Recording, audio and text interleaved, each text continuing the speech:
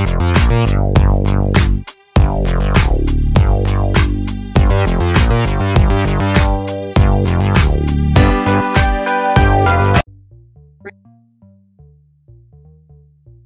family, it is your boy, Optimist Sniper. Bienvenue une fois de plus dans une nouvelle vidéo portant sur le courtier Forex est-il une entreprise légitime? Ok, dans cette leçon, on va essayer de parler de la légitimité des brokers dans l'industrie du Forex. D'accord? Et ce dont vous avez besoin pour choisir un bon broker. Ok, le courtier Forex est une entreprise légitime. Pouvez-vous avoir confiance au courtier Forex? Ça, c'est ce qu'on va aborder dans cette leçon. Dans la leçon précédente, nous avons eu à prendre des exemples un peu rigolos pour essayer de vous faire comprendre ce que c'est un courtier Forex et comment il agit, d'accord, dans le marché. Là, on va parler précisément des courtiers Forex ici, de leur légitimité. Courtier Forex. On va parler de la légitimité ici aujourd'hui en profondeur. Ok. Pour trader le Forex, premièrement, vous aurez besoin d'un compte de trading auprès d'un fournisseur de trading de devises en ligne ou de CFD. Plus communément, vous allez entendre parler des courtiers ou brokers ou fournisseurs de CFD. Lorsque vous ouvrez un compte de trading auprès de cette société, vous allez déposer de l'argent sur un compte afin de pouvoir négocier. D'accord? Ça, c'est normal. Êtes-vous sûr de faire confiance à ce courtier? Ça, c'est la question que vous devez vous poser avant de déposer l'argent dans votre courtier Forex, dans votre broker. Êtes-vous sûr que ce broker est fiable? Est-ce que vous pouvez le faire confiance? Malheureusement, tous les courtiers ne sont pas honnêtes et dignes de confiance. Vous devez déjà savoir ça. Un gros problème avec ce secteur du trading Forex au détail est que il y a tellement de manque de transparence et des structures réglementaires peu claires avec une surveillance insuffisante. Donc, vous devez faire attention. Cette surveillance, vous devez l'appliquer de vous-même avant que quelqu'un d'autre ne vienne le faire. En raison de la nature décentralisée et mondiale dans le marché d'échange, il est moins réglementé. D'accord, le marché d'échange est très moins réglementé que d'autres marchés financiers. Ce qui rend le marché d'échange un peu un sujet à la fraude. D'accord? Il y a beaucoup de fraude dans ce marché. Avec l'essor des plateformes de trading sur Internet depuis les années 2000, le trading sur le Forex est devenu encore plus accessible et plus populaire parmi les traders particuliers du monde entier. C'est devenu très, très populaire. Cette explosion de traders débutants, c'est-à-dire beaucoup de traders qui s'aventurent dans le monde du Forex, créent davantage de possibilités de comportements douteux de la part des courtiers louches, comme les courtiers qui sont juste là, les courtiers frauduleux, des manipulations d'ordre, le refus de payer pour les gains, ou l'empêchement des titulaires de compte de retirer leurs fonds. On voit un peu ça de plus en plus dans l'industrie du Forex parce qu'elle devient très populaire. Donc, des gens se concentrent dessus pour pouvoir escroquer d'autres personnes. Dans le passé, de nombreux courtiers de change n'étaient pas réglementés. Ce qui signifie que aucun de ces courtiers n'opérait pas sous la supervision d'un organe directeur. D'accord? Personne ne contrôlait ce marché. Donc, le rôle est censé, ceux qui sont censés protéger les traders contre l'escroquerie n'étaient pas présents dans ce marché. Donc, il n'y avait pas comme de police. Non, il n'y avait pas de police. Donc, si vous êtes victime d'une arnaque, il n'y a aucun espoir de recours juridique dans ce moment-là, dans les temps passés, d'accord. Votre argent était parti. Avec l'avancée rapide jusqu'aujourd'hui, même si le secteur d'échange au détail est progressivement devenu plus réglementé, il existe toujours des courtiers douteux qui ne devraient pas être en affaires, qui ne devraient pas exercer leur fonction, d'accord. C'est pourquoi la première étape la plus importante consiste à vérifier la légitimité du courtier Forex que vous allez choisir pour pouvoir négocier vos fonds. Lorsque vous souhaitez trader sur le Forex, il est très important pour vous d'identifier les courtiers réputés et d'éviter ceux qui ne le sont pas. Travaillez juste avec les courtiers réputés, que vous soyez dans n'importe quel pays, en Afrique comme en Europe. Travaillez avec les courtiers réputés de votre zone. Vous ne voulez pas finir par faire partie du groupe des malheureux traders qui des malheureux traders individuels qui sont la proie d'une arnaque sur le forex, d'accord? Il ne faut pas que vous fassiez arnaquer. Afin d'identifier les courtiers réputés ou les courtiers louches, vous devez faire vos devoirs. Quand je parle de faire vos devoirs, ça veut dire que vous devez suivre attentivement ce cours et appliquer à la lettre ce que je vais vous dire pour pouvoir distinguer des bons courtiers des mauvais, d'accord? Avant toutefois de déposer une grosse somme d'argent auprès de votre broker. Est-ce que votre courtier forex que vous choisissez sera votre premier... Est-ce qu'il sera satisfaisant en fait? Parce que le courtier forex est votre première décision critique en tant que nouveau trader. Ceci pourquoi? Parce que vous allez remettre votre argent à une entreprise, d'accord? Vous allez prendre vos fonds, vous allez les déposer dans un compte. Ainsi, la première chose dont vous devez vous assurer absolument, surtout avant d'effectuer vos premières transactions, d'accord? Est-ce que une fois que vos fonds seront déposés dans votre courtier, est-ce que il est également possible de pouvoir retirer des fonds sur ce compte-là? Donc, la première des choses que vous devez faire, vous pouvez supposer qu'une fois votre argent sur votre compte de trading, vous pouvez négocier avec lui, puis le retirer chaque fois que vous souhaitez et encaisser vos bénéfices. Mais ne présumez pas que cela est vrai, d'accord? Il faut toujours vérifier. Ça veut dire que quoi? Lorsque vous abordez un nouveau courtier forex, lorsque vous déposez par exemple, vous venez faire votre dépôt, c'est mieux. Je vous conseille de faire quoi? Faites ceci, si vous avez 1000 $ à déposer, prenez par exemple 100 $, vous déposez dans votre compte. Essayez de faire le retrait, même sans négocier, d'accord? Moi, je le fais, même sans négocier. Déposez vos 100 $, essayez de faire le retrait de 50 $, même sur les 100 $ là après, même sans avoir négocié, pour voir déjà si l'accès retrait est possible, d'accord? Ok, une fois que vous allez commencer à négocier, ne laissez pas vos gains s'accumuler dans le compte. Essayez de faire des retraits constants pour savoir la légitimité de votre broker. Ne dites pas juste que non. Tel m'a dit que non, on fait les retraits, que c'est possible. Non. Essayez de vous-même. Ne présumez jamais. Vérifiez toujours. Vous pouvez être le trader le plus génial du monde, mais si votre courtier disparaît avec votre argent, cela n'a pas d'importance parce que vous allez travailler dans le vide. Vous allez finir par devenir le trader le plus génial du monde, mais sans argent, sans rien du tout. Si vous voulez rester génial, évitez d'être fauché. Voici donc quelques instructions importantes que vous devez considérer avant de choisir votre broker. Vous devez savoir, est-ce que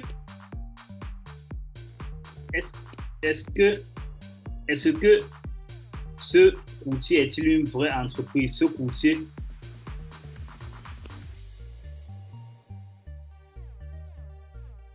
est-il une vraie entreprise? Comment vérifier ça? D'accord? C'est ça que je vais vous montrer. Comment vérifier qu'il est une vraie entreprise. Et vous devez faire vos devoirs. Quand je dis faire vos devoirs, ça veut dire que chaque fois que vous allez aborder un courtier, faites ceci. OK.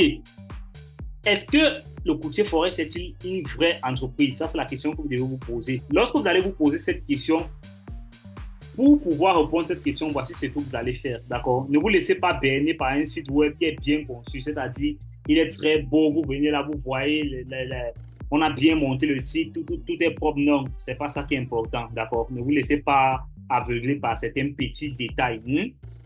Assurez-vous qu'il existe une véritable société légalement construite derrière ce site web. La première des choses pour vérifier ça, qu'est-ce que vous allez faire? Voici les éléments à rechercher pour vérifier qu'il s'agit d'une véritable entreprise. Quel est le nom officiel de cette entreprise? D'accord? C'est la première des choses que vous devez vérifier. Quel est le nom officiel de cette entreprise? Quel est le nom officiel de cette entreprise?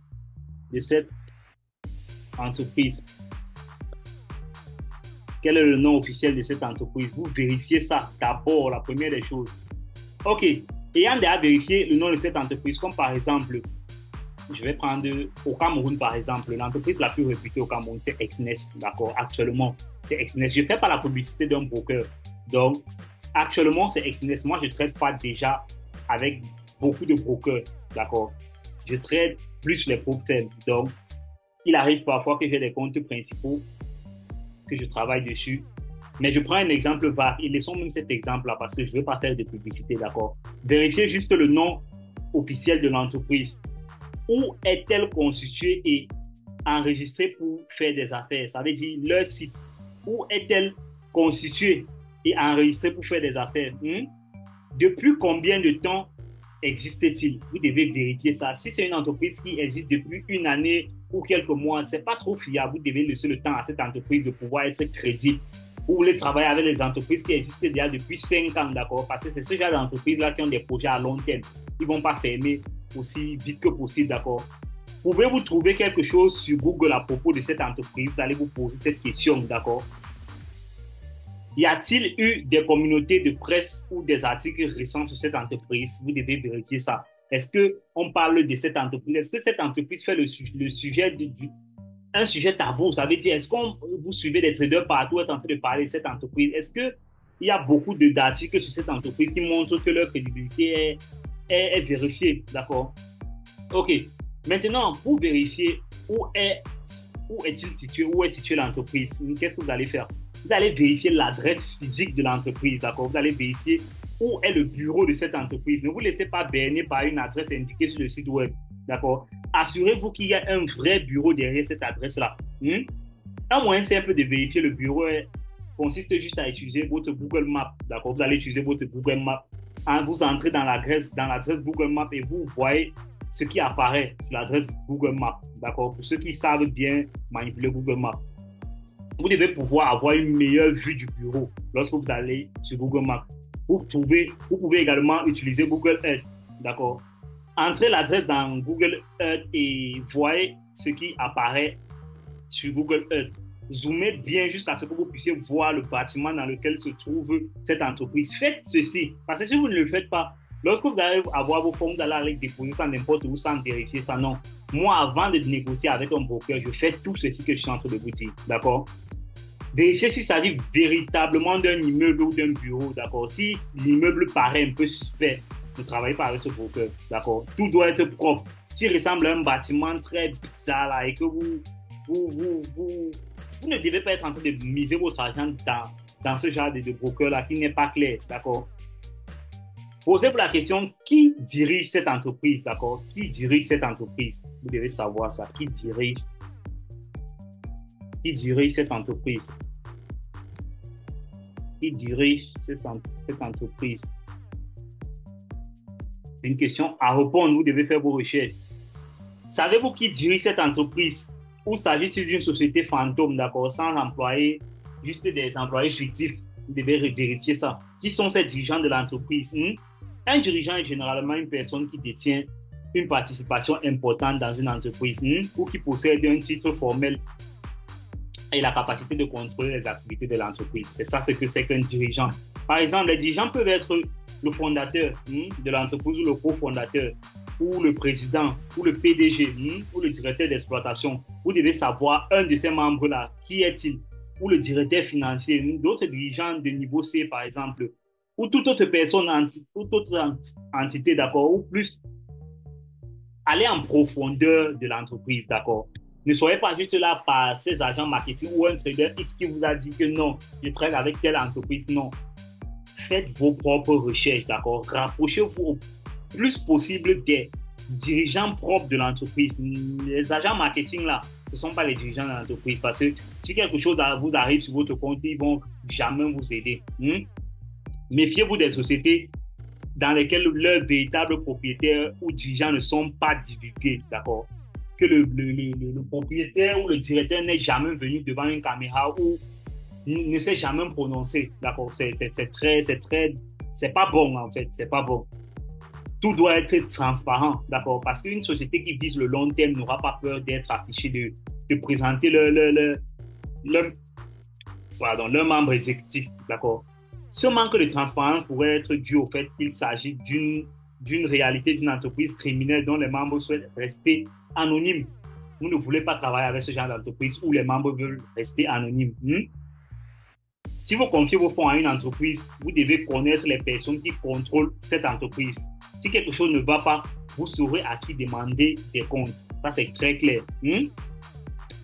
Vous vérifiez aussi quoi? Pouvez-vous contacter l'entreprise? Vous vérifiez si vous pouvez contacter l'entreprise. Pouvez-vous contacter l'entreprise? C'est très important parce que lorsque vous allez avoir les problèmes, vous devez savoir à qui vous adresser. Vous devez savoir surtout si vous allez pouvoir être répondu. L'entreprise propose plusieurs moyens de les contacter. Vous devez vérifier ça sur leur site. Vous devez vous assurer que votre courtier est là lorsque vous avez besoin de poser vos questions ou lorsque vous rencontrez un problème. Est-ce qu'ils ont un numéro de téléphone? Est-ce qu'ils ont une adresse email? Est-ce qu'ils ont un chat en ligne, par exemple? Quelles sont les heures d'ouverture du support client? Vous devez vérifier tout ça. C'est votre travail, vous devez le faire. Vous êtes en train de vouloir investir, sauf si vous pensez que vous allez investir 10 dollars ou 5 dollars toute votre vie. Un moment va arriver où vous allez devoir investir des millions et des millions de francs CFA. Vous n'allez pas le faire juste à la hâte ou au hasard. C'est que vous allez être victime d'une arnaque terrible d'abord. Il ne suffit pas de voir les trois répertoriés sur ces indices juste répertoriés sur leur site web. Ce n'est pas parce qu'il semble exister plusieurs façons de contacter le courtier que c'est vrai. Vérifiez que tous ces moyens-là fonctionnent réellement. Que ce n'est pas juste du spectacle, d'accord? Appelez le numéro de téléphone là. Est-ce que quelqu'un décroche rapidement surtout? Appelez ça, vous essayez de voir si quelqu'un décroche rapidement. Essayez d'envoyer un email. Vous regardez combien de temps faut-il qu'il vous réponde. Est-ce que les réponses automatiques sont directement envoyées? Si les réponses automatiques ne comptent pas, d'accord, ça ne compte pas parce que ce sont des réponses juste enregistrées. Envoyez un email précis et qu'on vous réponde avec une réponse précise. Que ce ne soit pas un IA, une intelligence artificielle qui sont en train de vous répondre, d'accord? Posez des questions pour vérifier qu'ils vous répondent précisément. Essayez de démarrer même un chat en ligne. Est-ce que ça marche? Est-ce qu'on vous demande simplement d'envoyer un message en remplissant un formulaire? Non. Assurez-vous que c'est quelqu'un qui soit en train de vous répondre en ligne, d'accord? Si le chat en ligne ne fonctionne pas, parlez-vous à un robot ou un véritable humain. Vous devez vérifier ça. Ne restez pas juste là aveuglé. OK. Quelles sont les heures d'ouverture du service client? Le personnel d'assistance est disponible 24 heures sur 24 ou 5 jours sur 7. Vous devez vérifier ça. Parce que vous ne savez pas à quel moment vous allez avoir un problème dans votre phone. D'accord? Pouvez-vous également tester la qualité de leur support client? Par exemple, en ouvrant un compte démo, il doit vous fournir un compte démo déjà pour vérifier leur liquidité dans le marché, d'accord, leur exécution d'ordre. Une fois connecté à leur plateforme de trading de démonstration, envoyez-leur une question en utilisant leur fonction d'assistance. Essayez ça, tout ça. Puisque vous êtes nouveau client potentiel susceptible d'ouvrir un compte réel, ils doivent être réactifs. Sinon, vous devez demander comment leur support fonctionne une fois que vous allez être déjà client. Vous devez vérifier tout ça. Parce qu'une vraie société, lorsque vous commencez à créer un compte démo, ils doivent être réactifs, ils doivent répondre à votre question. Un courtier réputé doit disposer d'une équipe d'assistance dédiée qui peut répondre à toutes vos questions dans une situation de trading en direct. Un accès par téléphone ou un accès par chat en ligne, ça doit être indispensable, ou par email. Ça ne doit pas prendre des jours pour qu'on vous réponde. Non, ça doit être fluide en fait. D'accord? OK. Votre argent est-il en sécurité? Vous devez savoir ça, si votre argent est en sécurité. Ne vous précipitez pas à ouvrir juste un compte réel comme ça, sans savoir comment vos fonds vont être gérés. C'est très délicat. On ne le fait pas. Vous devez vous poser les questions suivantes. Quelle banque utilisez pour stocker les fonds des clients? Vous devez vérifier tout ça.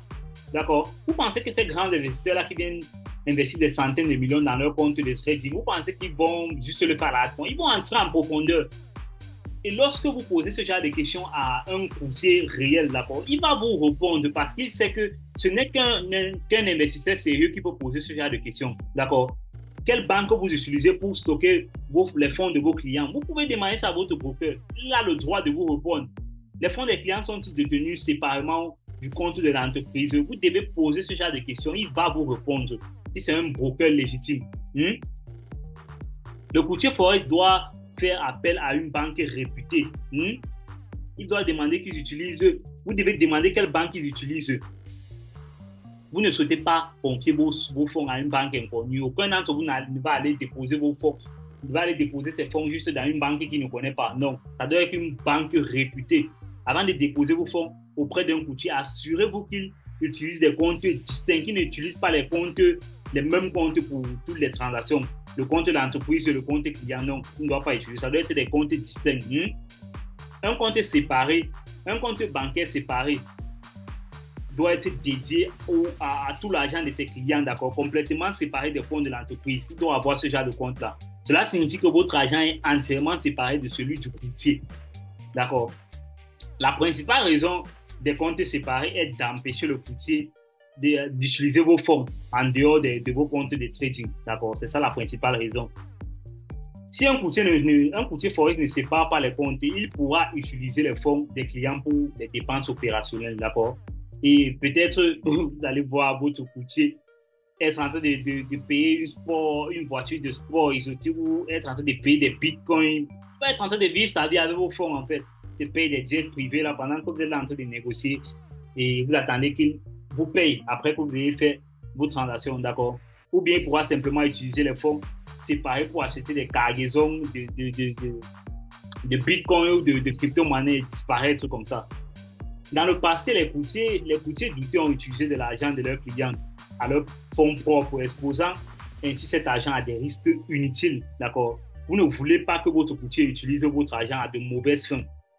Un compte séparé protège votre argent contre les comportements malhonnêtes et frauduleux de la part des courtiers. Si un courtier fait faillite, par exemple, cela garantit également que les fonds des clients sont facilement identifiés. Dans le cas où le courtier devient insolvable, votre argent ne sera pas affecté. Selon les pays où la réglementation stipule que les comptes séparés ne peuvent pas être utilisés pour payer les créanciers et que les fonds des clients doivent être restitués aux clients. Imaginez l'argent d'un courtier et celui de ses clients mélangés. Si tel est le cas, les entreprises à qui votre courtier doit de l'argent pourraient s'en prendre à votre argent aussi. C'est ça, non? Donc, vous devez vérifier que votre courtier ait deux comptes séparés, le compte de l'entreprise et le compte des clients, d'accord? Avoir des comptes séparés garantit que vos fonds seront facilement identifiés et restitués en cas de faillite. Ça, c'est très clair. Les comptes séparés entre des fonds des clients et les fonds du courtier assurent la sécurité. Si un courtier n'utilise pas des fonds distincts, ne déposez pas votre argent sur lui. Ne le faites pas, d'accord? Ne le faites surtout pas. Prenez le temps qu'il faut pour vérifier ça chez votre courtier avant de déposer vos fonds. En résumé, pour trader le forex, vous devez utiliser le service d'un courtier de détail qui est très légitime. Puisque vous déposez votre argent pour gagner durement sur le long terme, vous devez vous assurer que l'entreprise est légitime sur tous les points. Ok, on passe en revue quelques questions que vous devez considérer. Vous devez vérifier si est-ce qu'il s'agit d'une vraie entreprise? Où cette entreprise est-elle située? Qui dirige l'entreprise? Pouvez-vous contacter l'entreprise? Votre argent est-il géré tout en sécurité? Ça, ce sont les questions que vous devez vous poser. On a essayé de détailler toutes ces questions au fur et à mesure, d'accord? J'espère que vous avez retenu de quoi il s'agit. Si vous n'avez pas retenu, rentrez au début de la vidéo et écoutez encore. Il y a une dernière question que vous devez considérer et cette question est cruciale. Est-ce que ce courtier forex est-il agréé et réglementé? Vous devez vérifier ça. Si ce courtier n'est pas agréé ou réglementé, qu'il vous dise n'importe quoi, que dans les jours à venir, non. À partir du moment où vous devez commencer à négocier sur ce courtier, il doit être agréé et réglementé. Voilà. C'est vrai que cette leçon, ce thème agréé et réglementé mérite une propre leçon, d'accord? On va essayer de voir ça dans la leçon suivante. Le courtier forex est-il agréé et réglementé, d'accord? Ok, pour ceux qui ont des questions, vous pouvez laisser en commentaire, je vais répondre. Et pour ceux qui n'ont pas de questions, bonne dégustation de la vidéo.